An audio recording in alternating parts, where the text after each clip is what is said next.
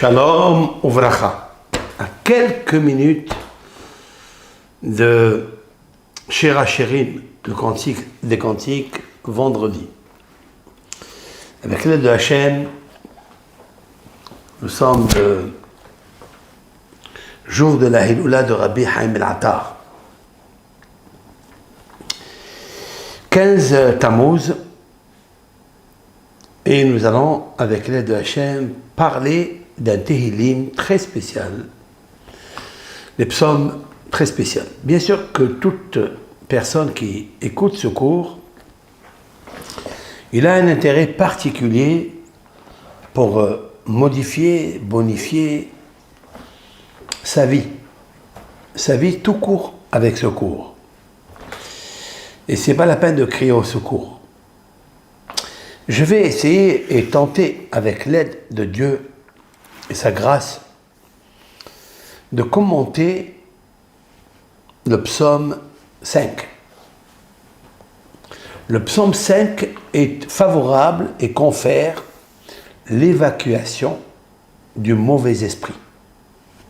Une personne qui a un mauvais esprit et qui le trouble, qui l'embête, qui le morfond, grâce à ce psaume et grâce, si Dieu veut, à la grâce de Dieu, l'explication que nous allons donner, il se verra fortifié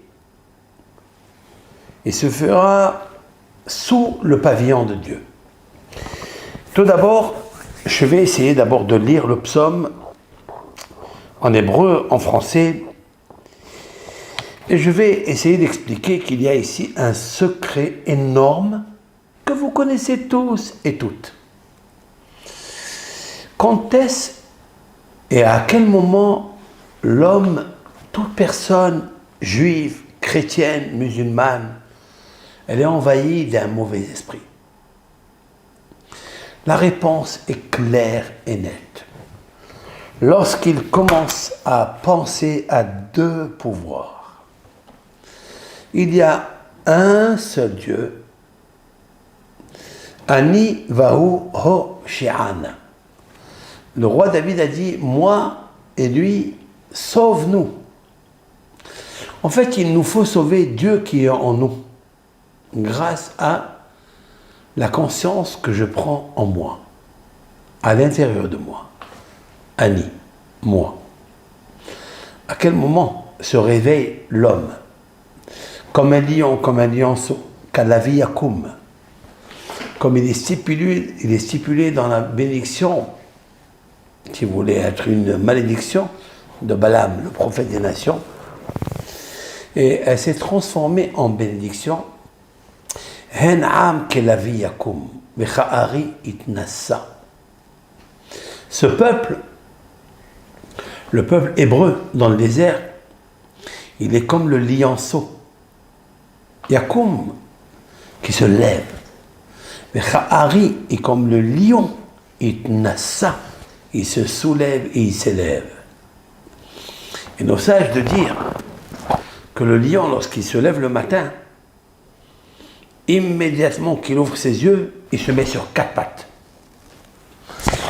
Ce qui est différent de tous les autres animaux, ou bêtes féroces, ou bêtes sauvages, ou domestiques, qu'avant qu'ils se mettent sur les 4 pattes, ils mettent quelques minutes à se renverser, Ya'ale Ve'yavo, en montant, en descendant, et ils se tournent dans le lit quelques minutes, et après, Hanoun Verahoum, ils se lèvent, et ils se mettent sur les pattes, sur les pieds. Le lion n'est pas comme ça. Mais Kha'ari Itnassa, dès qu'il ouvre ses yeux, il se met sur les 4 pattes. De là, on apprend que nos sages, dans le Talmud, il faut que tu sois comme le lion fort.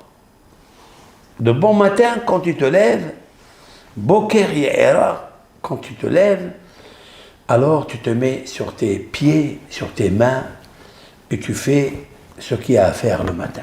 Une personne m'a demandé, Rav, quel est le psaume que je dois réciter le matin quand j'ouvre mes yeux. Alors le psaume que toute personne doit réciter quand elle ouvre ses yeux, c'est le psaume 5.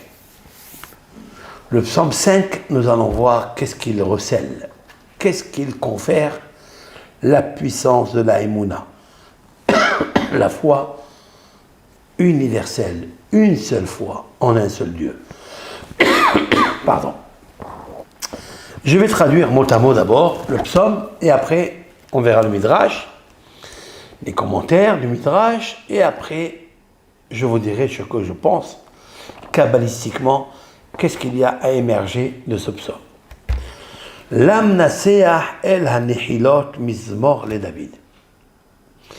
Lam naseah, c'est-à-dire au chef des chantres pour les flûtes. El hanechilot. Nechilot, c'est la flûte, c'est-à-dire c'est cet instrument de musique pour chanter Mizmor le David, psaume de David. Verset 2. Amarai, c'est-à-dire mes paroles, ha'azina, écoute. C'est-à-dire prête ton oreille, Hachem, bina agi. Et Éternel, sois attentif à mes soupirs. Tiens. Le roi David se sert d'une flûte et il demande à Dieu de l'écouter et d'entendre et d'être attentif à ses soupirs. Quelle personne, qu'elle soit grande ou petite, qu'elle soit roi ou servante ou serviteur, qu'elle soit reine ou servante, qu'elle soit riche ou pauvre, qui peut éviter dans sa vie des soupirs. Anaha en hébreu, ça s'appelle anaha. Le roi David se sert d'une flûte, a priori, pour essayer d'enlever ses soupirs. Donc il va flûter et il va essayer de flotter très haut pour dégager, évincer, extirper les soupirs qu'il a. Alors je me suis demandé la question de quel soupir il parle. Et en fait, d'où viennent les soupirs? Le Talmud dit, et il y a deux sages qui discutent. Le premier dit que le soupir brise le corps, le nefesh, l'âme végétative de l'homme à moitié. En hébreu, anaha meshaberet hatsi gufo shel adam. C'est-à-dire que moitié le verre est plein de joie et moitié il est rempli de soupirs. Remords, angoisse. Et le deuxième rabbin pense que le soupir brise le corps entier. Il ne lui reste plus de joie. Le roi David, a priori, veut se servir d'une flûte et veut chanter à Dieu qu'il soit attentif à ses soupirs. Verset 3. Hakshiva lekol shavei, c'est-à-dire écoute mes cris suppliants, qui elecha et palal, mon Dieu, mon roi, car c'est à toi que j'invoque. J'ai pris. Il y a ici des cris. Il y a des cris suppliants. Autrement dit, que pour enlever le soupir, pour le calmer, il faut des cris. Comment décrire ce cri? La suite. Seigneur, Hachem, verset 4. Adonai, miséricorde, boker, au matin, Tishma koli, entends ma voix. Le boker c'est le jour. au matin. La nuit, le roi David ne peut pas prier. Autrement, on dit que la nuit, David Ameller ne pouvait pas enlever de soupir. Pourquoi? Il peut pourtant prier à Dieu de lui enlever le soupir. Cependant, le soupir, sa source, c'est la nuit. C'est Midat Adin. C'est un territoire très bizarre. La nuit, c'est l'heure du crime, l'heure de Ma'adim. La planète Mars commence à partir de 6 heures du soir et elle commence à influencer son flux criminel de versement de sang. Car tous les accidents, tous les crimes, tous les viols se font à partir où Dieu a mis dans la création, dans sa nature, que la planète Mars gouverne toutes les autres planètes jusqu'au petit matin. Et lorsque le matin arrive, Boker Tishma Koli, le matin entend ma voix. Et encore une deuxième fois le mot Boker, au matin, Eror Lecha Va'atsapé. Je me présente à toi et je suis dans l'attente. Ça veut dire que la prière du matin, elle est très importante, mais il faut se présenter à Dieu, pousser un cri et lui demander de te protéger.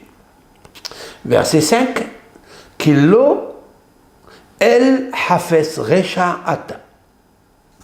Cela veut dire, certes, tu n'es point un Dieu qui prenne plaisir au mal.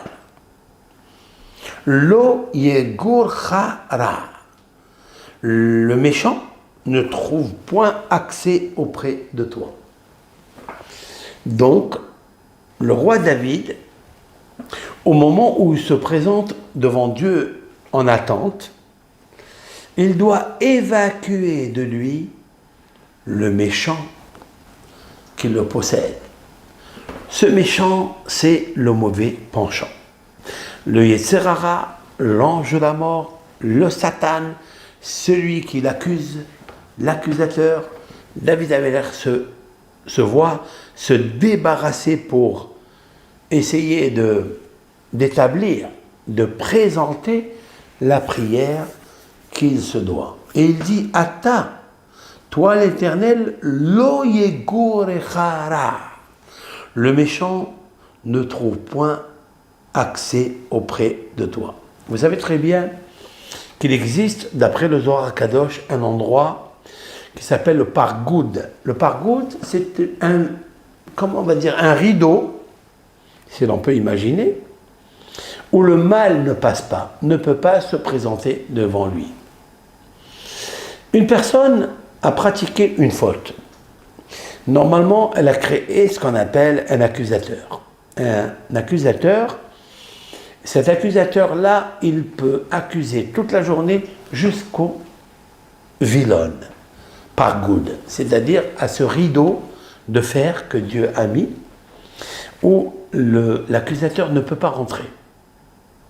La méchanceté, le méchant accusateur, créé par la faute méchante d'une personne, ne peut pas accéder à la porte du Pargoud.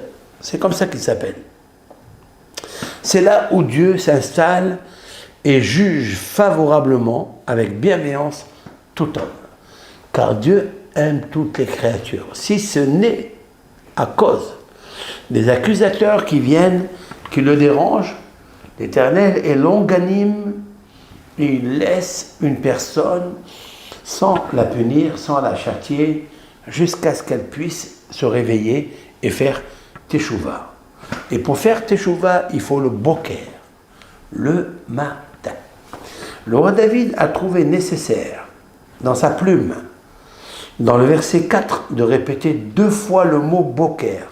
Et il dit, Adonai, miséricorde Dieu, tout-puissant Seigneur, boker, au matin, tishma koli, tu vas entendre ma voix.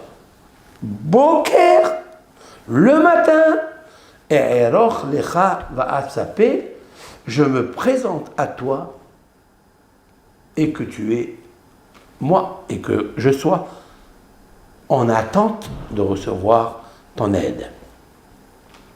Kilo el hafez resha ata, car tu n'es pas un Dieu qui aime la méchanceté. Lo yegur chara, le mal ne peut pas cohabiter avec toi. Verset 6. Lo yityasevu holelim neged enecha. Les fanfarons ne peuvent se maintenir sous ton regard. Tiens. Saneta kol poale aved. Tu détestes tous les artisans d'iniquité. Et là, qu'est-ce qu'il veut, le roi David, en adressant à Hachem toutes ces forces que Dieu, ces forces négatives, ces méchancetés, ces fanfarons, ceux qui maintiennent l'iniquité, il ne les veut pas, l'Éternel, devant lui.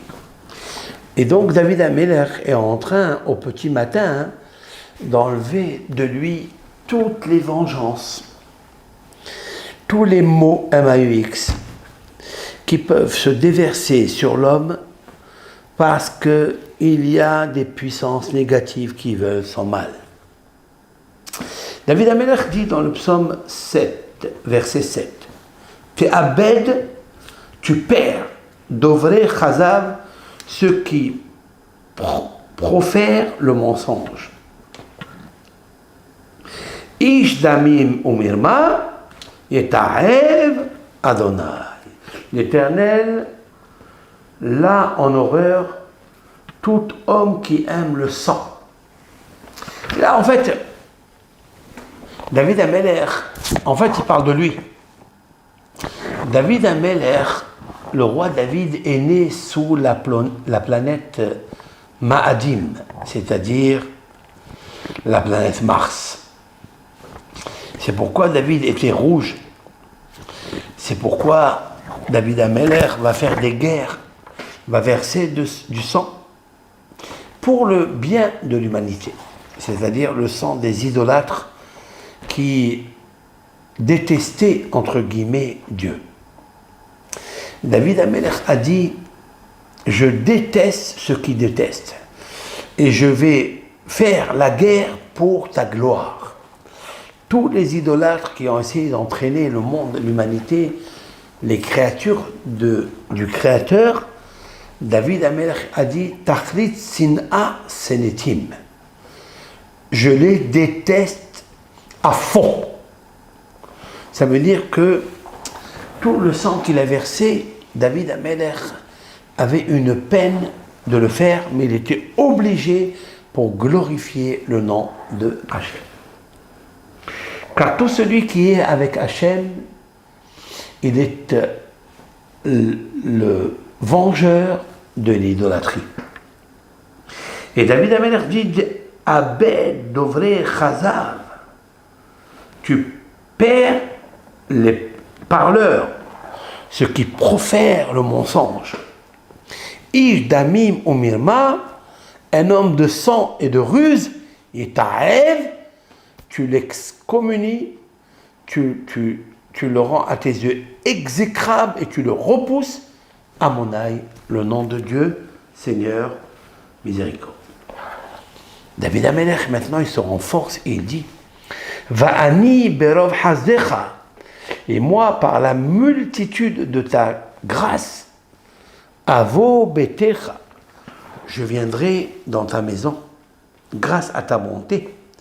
J'entre dans ta maison, je me prosterne dans ton saint temple, pénétré de la crainte de Dieu.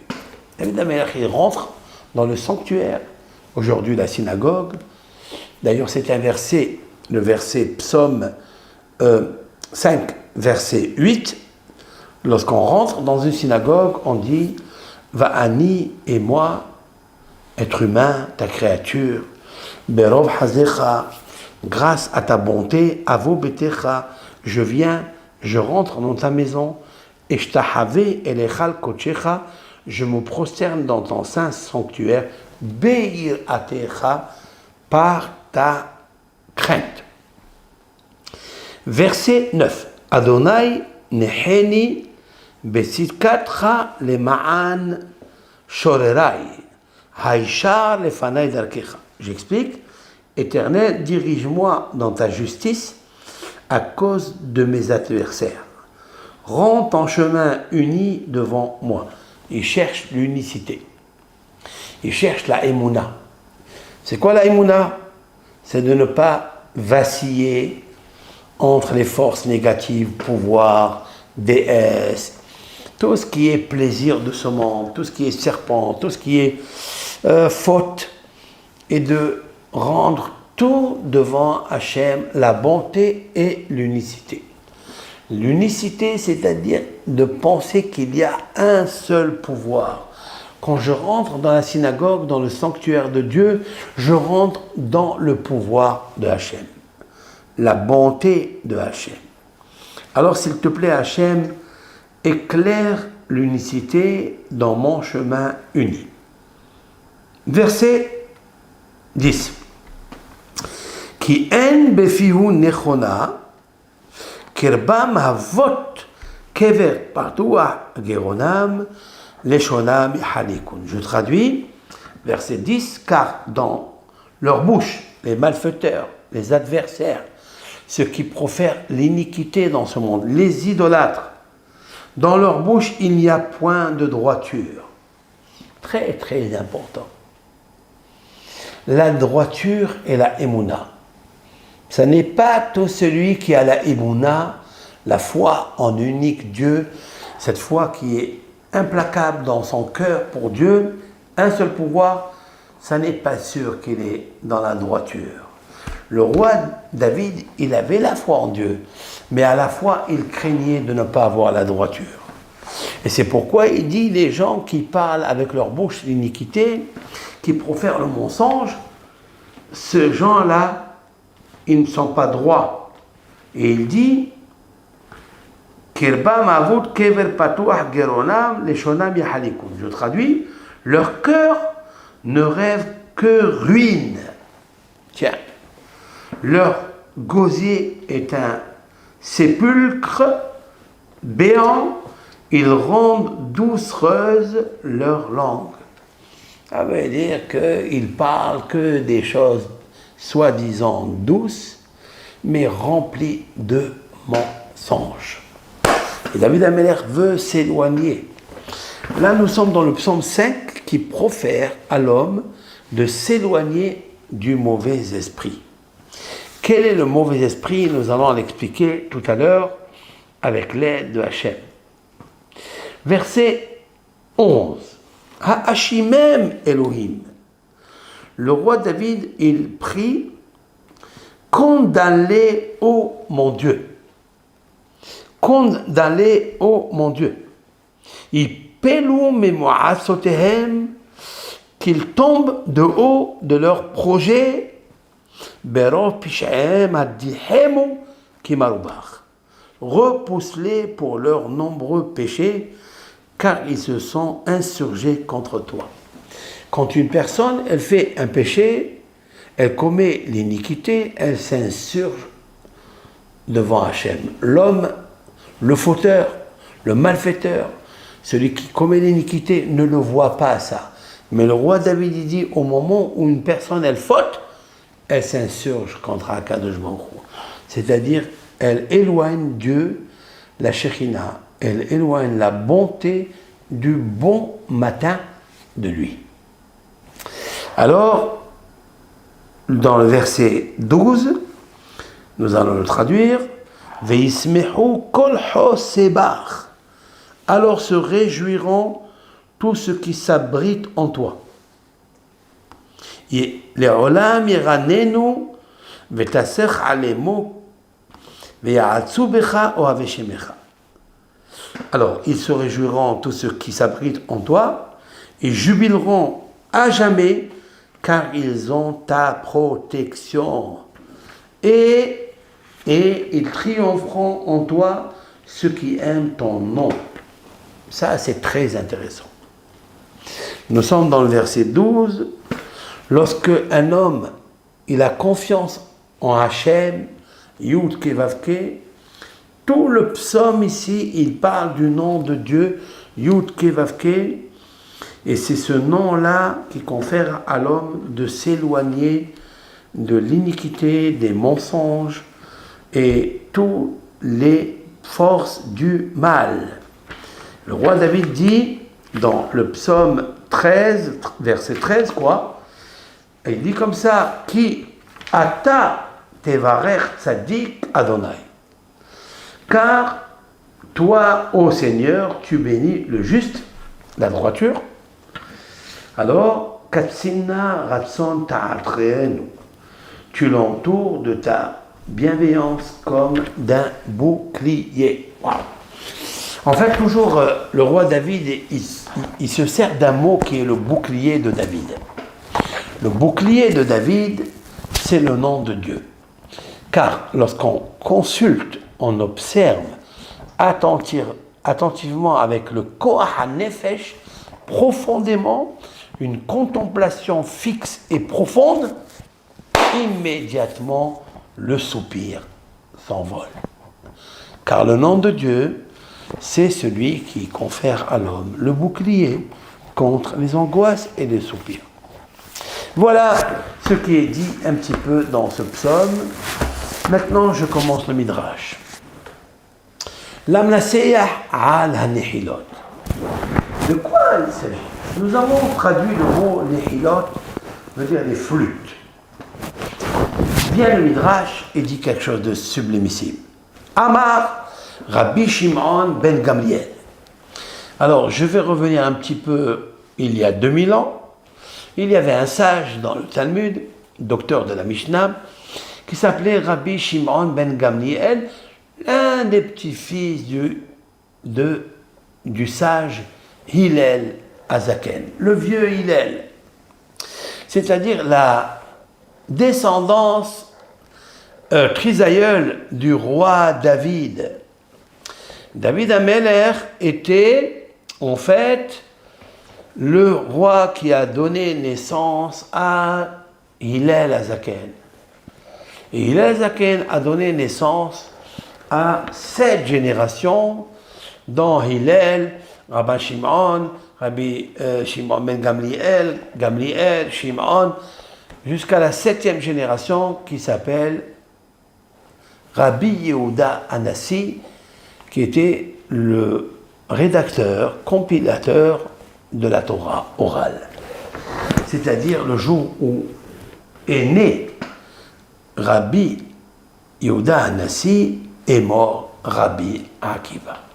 Voilà tout ce qui est marqué dans le Talmud, dans le traité Sanhedrin. Alors au chef des chantres des flûtes, Amar Rabbi Shimon ben Gamliel, comment il a étudié ce psaume? Acheté Nahalot, le mot Nehilot qui veut dire flûte, mais flûte, Nehilot est égal Nahalot, héritage. Il y a un héritage que le roi David a reçu. Malchut, la royauté, Ba'olam Hazeh ou Ba'olam Haba. Dans ce monde, quand il a vécu, jusqu'à l'avènement messianique qui s'appelle Olam Haba, résurrection des morts. Shneemar, car il est dit dans le psaume, le roi David encore, il a dit dans le psaume 89, Gam ani bechor etenehu. Moi, Hachem, je le rendrai aîné. C'est-à-dire, il a le droit d'aînesse. Vechi bechor aya. Le Talmud demande est-ce qu'il était aîné? Il était le 7e enfant de Ishaï. Mais alors, David katan aya. David était le plus petit de ses frères. Chez Nehema, comme il est marqué dans le Divrei Hayamim, chez Mouel Aleph, Ve David wa Katon. Et David, c'est le plus petit. Je rappelle juste l'histoire à propos de quoi il est marqué ce verset. Il est marqué que lorsque le roi Shaoul, oui, a fauté et devant Dieu, à l'égard de Dieu, car l'Éternel lui a dit d'éliminer tous les enfants et les bœufs, les bêtes de Amalek. Il en a laissé quelques brebis, et de là s'est transformé Amalek en être humain. Le prophète Samuel a reçu donc une prophétie de dire à Shaoul, tu n'es plus le roi d'Israël. Et maintenant, je vais nommer quelqu'un de meilleur que toi. Celui qui va écouter Dieu. Il est un serviteur fidèle à Dieu. Mais il ne lui a pas dit qui. Et Hachem a dit à Samuel d'y aller dans la maison de Ishaï, et là-bas se trouve le Messie, le roi David. Alors c'est marqué là-bas, mais David doit 4 ans, et David était le plus jeune. Alors comment dans les psaumes 89, il dit, et Dieu lui dit à David, je vais te rendre aîné. Il n'est pas l'aîné.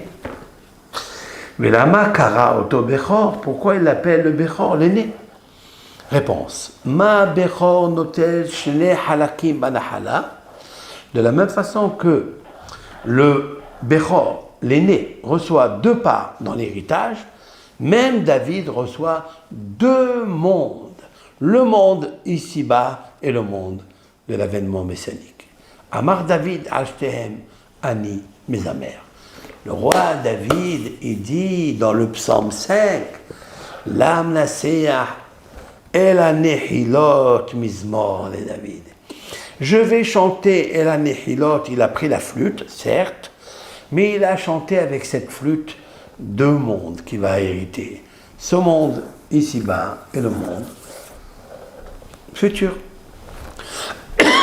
Premier Midrash. Deuxième Midrash. Ala nehilot et la nehilot. C'est quoi? Amar Rabbi Yoshua ben Levi. Rabbi Yoshua ben Levi qui était l'ami du prophète Élie. Dans le Talmud, on raconte que lorsque Rabbi Yoshua ben Levi cherchait à voir Eliyahu Hanavi, il se présentait à lui et lui dévoilait le secret. Même quand il a voulu reconnaître la grotte où était enterré Rabbi Shimon bar Yochai, c'est Eliyahu Hanavi qui l'a accompagné. Il lui a pris un rendez-vous avec Rabbi Shimon bar Yochai. C'est quoi un nihilot? Vous voyez? Donc c'est la flûte, comme nous avons dit. L'instrument musical, la flûte, ok. Hanihilot, nous avons dit, Nahalot, ce sont les 2 héritages, ce monde et le monde futur. Mais il y a une 3e explication dans l'acrostiche du mot Hanihilot. C'est-à-dire qu'il y a presque 1800 ans, un rabbin du Talmud, Rabbi Yehoshua ben Levi, il nous décortique, il nous décrypte le mot Nehilot dans son acrostiche. Et il dit Hanehilot nutarikon. Nutarikon, c'est-à-dire la dichotomie. C'est-à-dire le découpage du mot Nehilot. Combien il contient de mots? Pardon. Un mot qui contient combien de lettres? Hanehilot. 1, 2, 3, 4, 5, 6, 7. 7 lettres. Dans chaque lettre, nous allons dire un sod, un secret. Qu'est-ce qui est marqué? He. La lettre He, ça veut dire 5. He Hamisha Humshe Torah. Les 5 livres de la Torah. Le Pentateuque de Moshe Rabbeinu. Nun, la lettre Nun, Keneged Nun Yom, par rapport à 50 jours chez Ben Pesach la Aseret, qu'il y a entre la fête de Pâques et la fête de Pentecôte, il y a 50 jours. Ce sont les jours dont le peuple d'Israël est sorti d'Égypte et il est allé directement pour recevoir la Torah au mont Sinaï. Et c'est vrai. Le He, 5 livres de la Torah. Le Nun, ce sont les 50 jours de Pessah à Shavuot que le peuple d'Israël a reçu la Torah. Het. Maintenant, Hanehilot. La lettre Het qui veut dire 8. Keneged Shmona Yeme Mila. en rapport avec les 8 jours de la circoncision. Autrement dit, qu'un juif qui est circoncis, il peut bien comprendre ce que Dieu veut de lui. Noun. Après, vous avez le Yud. Keneged Aseret Adiberot, ce sont 10, les 10 tables de la loi, les 10 commandements. Lamed, Nehilot, Lamed, 30.